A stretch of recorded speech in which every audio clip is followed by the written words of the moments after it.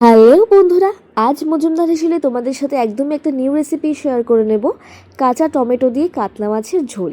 ভীষণই সুস্বাদু হয় এটা, আশা করছি তোমাদের ভীষণ ভালো লাগবে। 3টে কাঁচা টমেটো নিয়ে নিয়েছি, এইভাবে স্লাইস করে টমেটোগুলোকে কেটে নেব।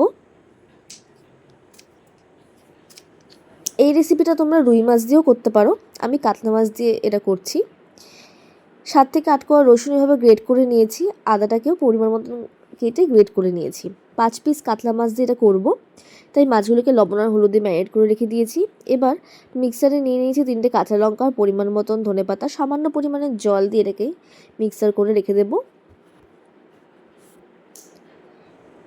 এবার কড়াইতে তেল দিয়ে এক এক করে কিন্তু মাছগুলোকে ভেজে নেব।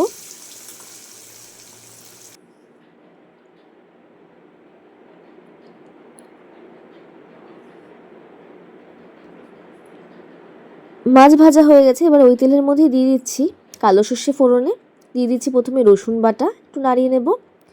দিয়ে দিচ্ছি এবার কেটে রাখা কাঁচা টমেটোগুলোকে ভালো করে উল্টে পাল্টে কিন্তু নাড়িয়ে নেব। দিয়ে দিচ্ছি এবার গ্রেট করে রাখা আদাটাকে। এবার দিয়ে দিচ্ছি স্বাদ মতন লবণ, হলুদ গুঁড়ো,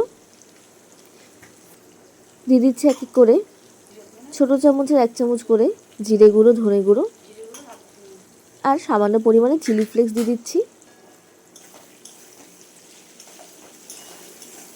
এবার এই মিক্সারে কাঁচা লঙ্কা, ধনেপাতা বাটাটা যেটা আগে থেকে করে রেখেছিলাম সেটা দিয়ে দিলাম। ভালো করে উল্টে পাল্টে নাড়িয়ে কিন্তু মশলার সাথে কষিয়ে নেব কাঁচা টমেটোটাকে।